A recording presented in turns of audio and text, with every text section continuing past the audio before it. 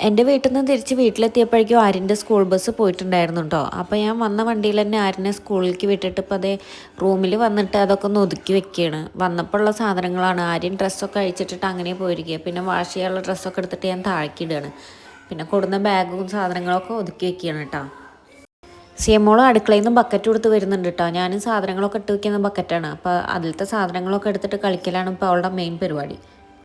അമ്മയുടെ കടയിൽ നിന്ന് സാധനങ്ങളൊക്കെ എടുത്തിട്ടാണല്ലോ വന്നിരുന്നത്. അപ്പോൾ ആ സാധനങ്ങളൊക്കെ ഞാൻ അടുക്കളയിൽ കൊടുത്തിട്ട് അങ്ങനെ ഒരു സൈഡിൽ വെച്ചിട്ടുണ്ടായിരുന്നുള്ളൂ, എടുത്ത് വെച്ചിട്ടുണ്ടായിരുന്നില്ല. അതിപ്പോൾ വൈകുന്നേരം ആയപ്പോൾ ഞാൻ അത് കണ്ടപ്പോൾ വേഗം എടുത്ത് വെക്കുകയാണ്. അതൊക്കെ അരിയൊക്കെ കഴിഞ്ഞിട്ടുണ്ടായിരുന്നു. അപ്പോൾ ഞാൻ അരിയൊക്കെ വേഗം പാത്രത്തിലാക്കി വെക്കുകയാണ്. ഞാൻ ഫ്രിഡ്ജിൻ്റെ സൈഡിൽ ചാക്ക് കൊടുന്ന് വെച്ചുള്ളത് സിയമോൾ കണ്ടിട്ടില്ല തോന്നുന്നു. കണ്ടിട്ടുണ്ടായിരുന്നു വെച്ചെങ്കിൽ ഇപ്പോൾ അവിടെ മൊത്തം അരിയുടെ അഭിഷേകം നടത്തിയിട്ടുണ്ടായിരുന്നു. എന്തായാലും അവൾ കാണുന്നതിൻ്റെ മുന്നേ ഞാൻ അത് എടുത്ത് വെച്ചു. ഇനിയിപ്പോൾ പേടിക്കാനില്ല.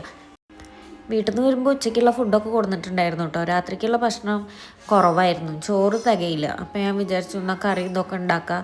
ചോറ് വയ്ക്കുന്നില്ല. ചോറ് വെച്ചിട്ടുണ്ട് വെച്ചെങ്കിൽ പിന്നെ അത് വേസ്റ്റ് ആവുമല്ല, എന്തായാലും അത് ബാക്കിയാവും. എത്ര കുറച്ച് ചോറ് വെച്ചാലും പിന്നെ നാളേക്ക് വീണ്ടും ചോറ് ബാക്കിയാവും. അപ്പോൾ ഞാൻ വിചാരിച്ചു ചോറ് ഉണ്ടാക്കുന്നില്ല, വല്ല പലഹാരം ഉണ്ടാക്കാമെന്ന് വിചാരിച്ചിട്ട് അങ്ങനെ ഞാൻ പലഹാരം ഉണ്ടാക്കുക കേട്ടോ. പിന്നെ അത് കറി വെക്കുന്നതിൻ്റെ ഇടയിൽ ഞാൻ തുടയ്ക്കണമുണ്ട്. മേലെഴുകലൊക്കെ കഴിഞ്ഞിട്ട് ഇതാ സിയമോളും ഞാനും ആര്യനും കൂടിയിട്ട് ഭക്ഷണം കഴിക്കുകയാണ് കേട്ടോ. പുട്ടുണ്ടാക്കി. പുട്ടിൻ്റെ കൂടെ സോയാബീൻ കറി വെച്ചിട്ടുണ്ട്. പിന്നെ കോളിഫ്ലവർ റോസ്റ്റ് പോലെ ഉണ്ടാക്കിയിട്ടുണ്ട്. അപ്പോൾ അത് നാളെ എടുക്കാമല്ലോ എന്ന് വിചാരിച്ചിട്ട് ഞാൻ അങ്ങനെ ഉണ്ടാക്കി വെച്ചതാണ്. ഇനിയിപ്പോൾ നാളത്തെ കാര്യം സുഖമായി. നാളെ അങ്ങനെ വലിയ കുക്കിങ്ങും കാര്യങ്ങളൊന്നും ഉണ്ടാവില്ല. കാലത്താണെന്ന് വെച്ചെങ്കിലും ഈ കറി ബാക്കി ഉണ്ടാവും. അപ്പോൾ പുട്ടുണ്ടാക്കിയാൽ മതി, എളുപ്പമല്ലേ.